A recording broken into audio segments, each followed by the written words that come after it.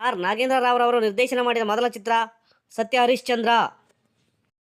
ಕನ್ನಡ ಚಿತ್ರರಂಗದ ಭೀಷ್ಮ ಎಂದೇ ಪ್ರಸಿದ್ಧರಾದ ಜಿ.ವಿ. ಅಯ್ಯರ್ ಅವರು ನಿರ್ದೇಶಿಸಿದ ಮೊದಲ ಚಿತ್ರ ಭೂದಾನ.